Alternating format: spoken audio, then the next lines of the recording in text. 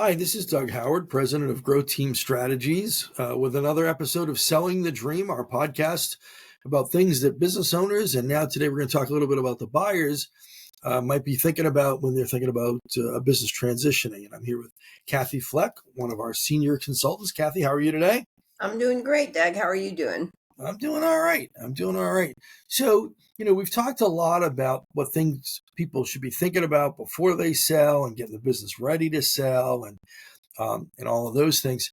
Today, I think we're going to talk a little bit about what does it look like from the other side if you are the likely successor or the designated successor, you're the son or daughter or lead person in the company, or someone has suggested that you should be the next person to take over. And it's kind of an interesting dynamic because at the same time you're contemplating, your future and you want to stay with the company.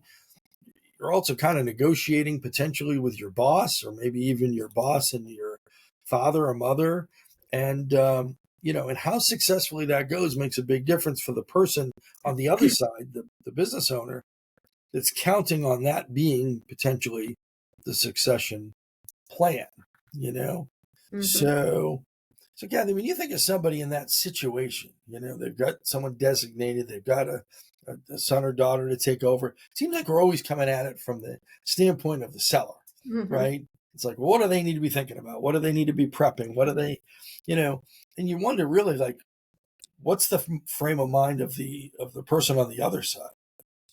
Yeah, that's a good thought because I think a lot of let's say family members who are working within the business have certain parts of it. They've grown up with it, so they pretty much know how the business runs. They've seen their parents, but they haven't really worked it. So if somebody's working as a project manager, what's it take to then supervise people or to sell, or what happens when business isn't coming in or there's a problem? They haven't had to deal with that yet.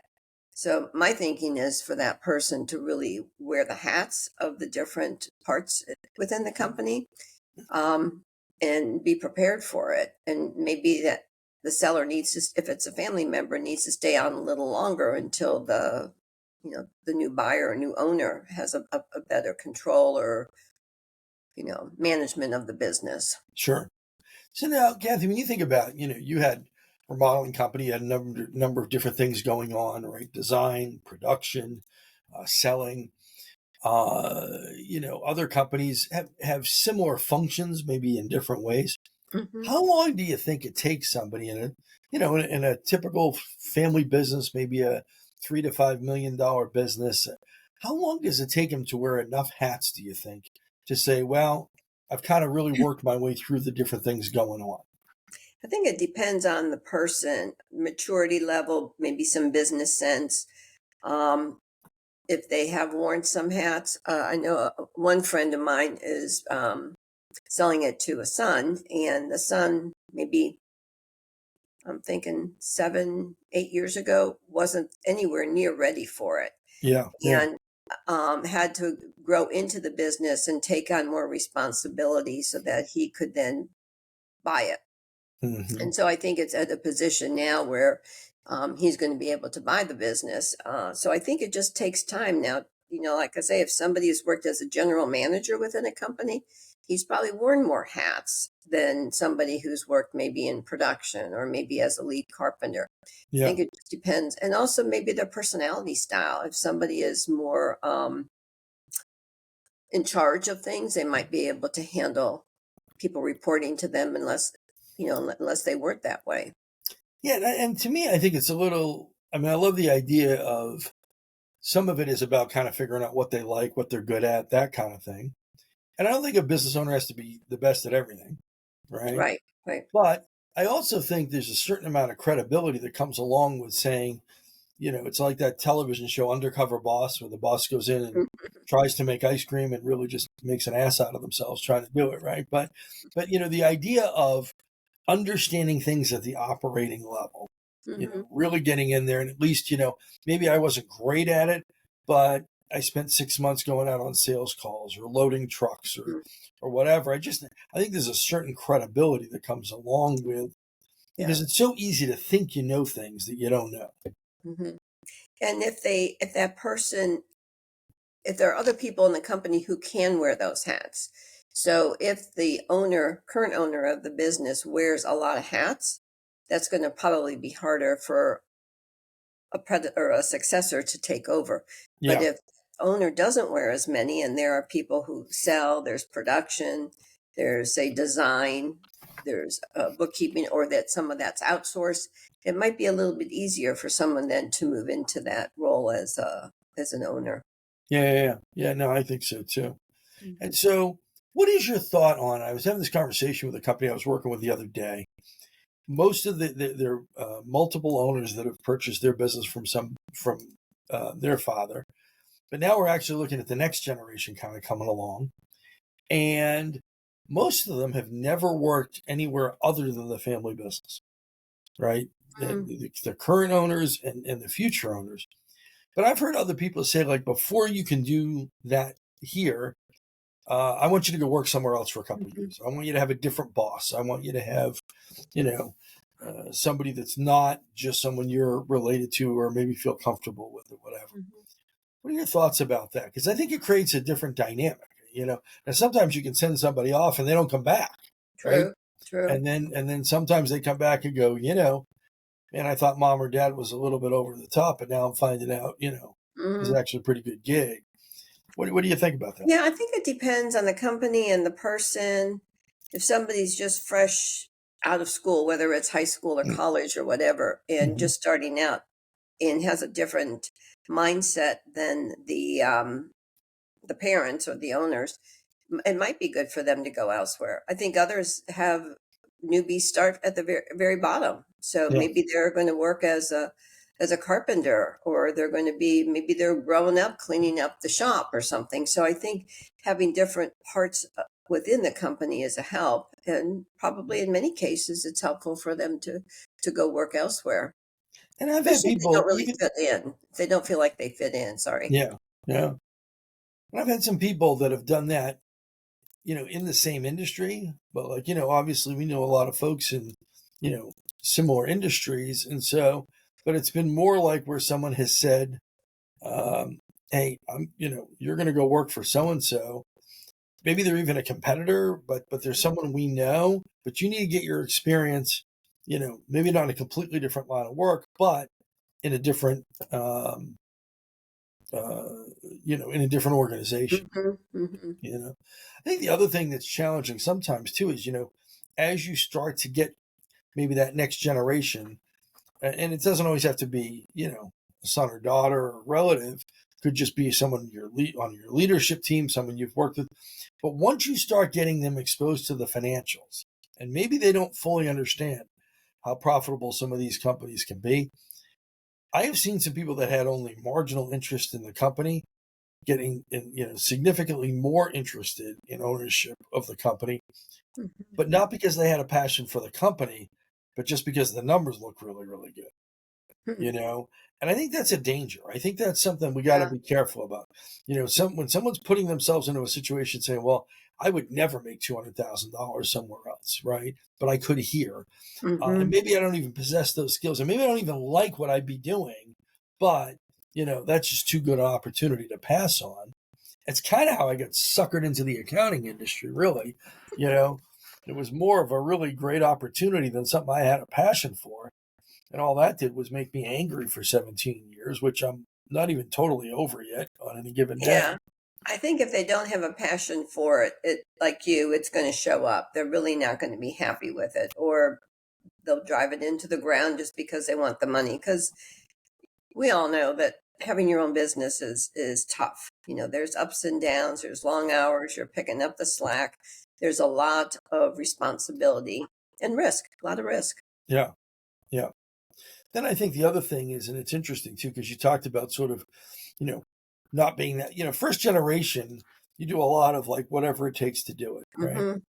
And sometimes the second generation or the leadership team that's been part of an organization, sometimes they've seen that effort, the struggles, the challenges, and they are very in tune to, what a challenge it is and what a great opportunity it can be to get to that point.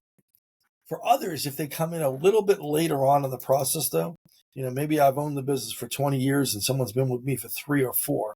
Mm-hmm. They may not have seen all the struggle. They may have seen the Yeah. part that looks pretty good, right?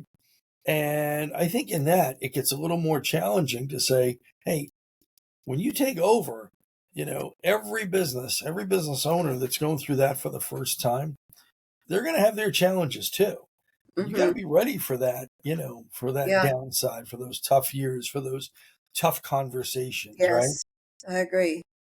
I think one of the things that was kind of a blessing in disguise for me is I started the business in '07. And we were walking into a recession, Yeah. and I didn't have any other backup. So, this was it. And so we're home builders were closing or turning into remodeling. I didn't even have things set up yet. Yeah. So those first 3 years were really, really tough, but it taught me to be lean. Yeah. And so it's like, okay, stay lean and you can then take the profit on top of that. It's like the cream. And Yeah. so it really taught me a really valuable lesson where, you look at the .com industry, people came in right out of college and were making buku bucks and then all of a sudden a crash. And I think every generation goes through that where they're going to have some lean times. And I think it's easier if you start out lean because I think you can manage things a lot easier. So, Yeah. No, I think that's a really good point. But then, of course, sometimes that next generation is already seeing things right. that are a Good. little less lean, right? Like they see the Cadillac that the owner is driving or the Right. really expensive pickup truck, not realizing, yeah, but for 15 years they drove a pickup truck and was lucky to make it to work, Yes, I right? agree. Yeah. And it's almost like there needs to be a little bit of retro to say, like, Hmm. you know, and I think even you get to the next generation, it's even harder, right? Hmm. Because not only are they seeing again a slightly better situation, they're even 2 steps removed now from the original challenges of getting a business Yeah. off the Yeah. ground. Unless they experience some of that too Yeah, in the family. But yeah, you're right. yeah. Mm-hmm. And so, so I think as we're looking at it, I think one of the things that's really interesting is it creates kind of an awkward dynamic too, right? Mm-hmm. So if you were my mom, which would be, pretty much impossible, but we'll just, hypothesize for a minute, right? And you bestow upon me the opportunity to buy your business, you know, all of a sudden now I'm not only negotiating with someone that's giving me a great opportunity, but I'm also potentially negotiating with somebody that gave me life, right? And Right. so, it gets to be a weird, and Dynamic. yeah, Hmm. and just knowing my mom, I wouldn't want to negotiate with my mom over anything. So that would be a losing situation. So at the end of the day, you look at it and go, but I had that situation with the accounting practice, right? I was 30 something years old, 31, 32. This person had, given me a great opportunity, but he kind of put a price out there that was a little bit too high. And the stakes Mm-hmm. were going to be high for me. And at one point, he's like, I don't know why you're being so difficult about this. And I'm like, well, I'm being difficult about it because as soon as I sign on the bottom line, this is my responsibility to make successful or Right. not successful. And, at one point when we were working together, and he didn't appreciate it, but maybe it was the way I delivered it. But, he had a lot of money invested. He had about $4 million Yeah. invested in the company. And I said, well, Jim, I got to tell you, I have more invested in this company than you do. And he said, well, how exactly is that? Because I have $4 million invested in this. You have nothing invested in it. And I said, well, $4 million to you is a piece, of the holdings you have. But I have one career, right? And so if this career doesn't go well, I got all my eggs in this basket. So you may think you have more invested in the dollar and cents sense you do, right? But sometimes when we're asking that next generation, hey, do you want to do this? When they're at that certain age or they're at that certain point, maybe they've got a young family or whatever it happens to be, right? Yeah, it's a big factor for them. And yes, they have some measure of gratitude they ought to have, but they'd be foolish to make a bad deal or not move forward with something that makes sense. So they've got to be willing to, in a very nice, respectful, grateful way. They also have to stand, toe to toe and negotiate successfully, right? Mm-hmm. Otherwise, the whole situation's in jeopardy. It is. Yeah.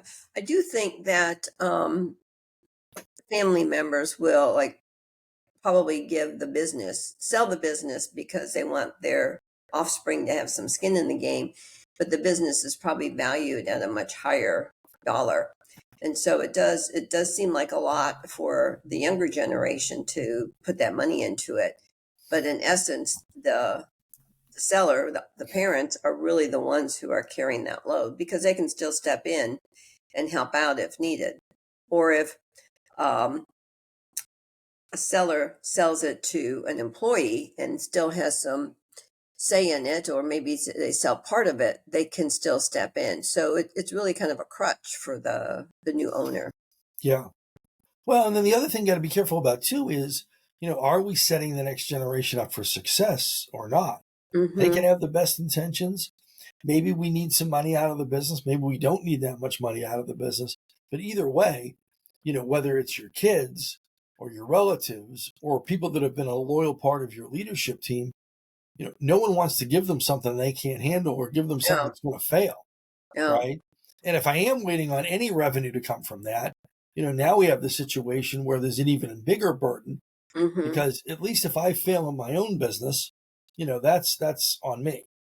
But if I fail in my own business that I just bought from my family and my family's retirement is based on that and Yeah. I fail, right? I'm not just failing now from me, I'm failing from mom or dad when they may not have the opportunity to go back in and fix it or may Mhm. not want to do that, right? I think it's a greater responsibility too, because there are lots of other people that are relying on that business. Yeah. Other employees, clients, trades who end up working for the company. There's a lot of a burden that that owner carries. So what are some things you think someone in that situation can do that benefits everybody in this situation, the buyer, the seller? If they're on they're on the buying side, they're the intended successor. What are 3 or 4 things they should absolutely do to make sure that it doesn't turn out bad for them or bad overall? Mhm. Well, I would think it's kind of a little bit of a reverse where the seller, if the seller is selling it, they need to make sure that the buyer is capable of handling it. So it might be that the seller stays on a little bit longer, or Right. maybe takes more vacations, or maybe comes in once a week or once a month, just to make sure that that new owner is going to be able to handle it. And I think it's just of course, the new owner really has to take on that responsibility as well, but sometimes they can't see it. They can't see Yeah. the things they don't know about. But I think they have to take the responsibility for learning certain things. They need to True. understand the financials, right? They need to understand that they have to be able to have a conversation to negotiate something that makes sense. I've also found that parents are not always the best judge of character or judge of True. capability of their own kids, Mhm. right? Some are way too critical of their kids, and some are way, the Too opposite. lenient, yeah. Yeah. And so again, I think some of that comes down to, I mean, I've had some really smart people say, you know what, I'm going to have someone from the outside of my situation or have them sit with my accountant or attorney or, maybe an advisor or someone in my peer group or whatever, so that I get an objective idea of, is this person ready to roll or is this person Mhm. got some things that I'm just not seeing, because that can also be difficult. True, true. Yeah. Right. Well, there's So, responsibility on both ends yeah. because if someone's going to buy the business, it's not like they can just walk away and get another job. But they can, but it's a bigger deal than that. Yeah. And I always feel like at the end of the day, you can give someone a good deal. You can make sure they're taken care of. You can be very sensitive to all that. But I think when someone's selling a business, they need to treat that buyer at some point like it's not somebody they're related to or not Hmm. somebody they're. Hmm. And the same thing the other way around. Buying a business, I've got to look at this and just say, okay, does this make, regardless of the family legacy and history and what I want to, all the outcomes to be, does this make sense in and of itself? If I had this opportunity somewhere else with someone else, would it still be a good opportunity? I think that reality check, you know, maybe it's not the whole decision making process because there are still some things you do because it is a good opportunity because you are part of a family. But I think you have to have those moments to say, like, I got to get at least somewhat of an objective look at this, Hmm. or we're liable to look back and say, you know what, that we missed some things. That might be the difficult part because I think when you're dealing with family and you're working that way, it's so hard to see You can't see the blind spots. Yeah. And I think that's one of the things that when we get to work with companies that are doing that, we play a really important role in that, right? We Mm-hmm. will prompt them to ask the questions that they maybe aren't going to ask. Mm-hmm. And even though we may be working with a group, one of the things that I like most about getting into those kinds of projects is we'll also have some one-on-one conversations with the seller and then Mm-hmm. one-on-one conversations with the buyer. And it's Yes. not to stir up trouble or create walls or make sure that they all end up on Dr. Phil one day, but it's to make sure, right, that we're at least thinking through those things. Mm-hmm. I Yep. also strongly encourage them, no matter what the situation is, if the family has had a good accountant and attorney, the business has, whoever's buying it, family member, leadership team, whatever, they need to get their own set of advisors involved at some point, Right. someone strictly looking at it from their perspective. Exactly. Yep. I think sometimes people gloss over it. It's like, well, I'll spend some time with our accountant and you spend some time with our accountant. It's like, well, but that person's still overriding objective Mm-hmm. probably to the relationship they've had for Right. 20 or 30 years. I agree.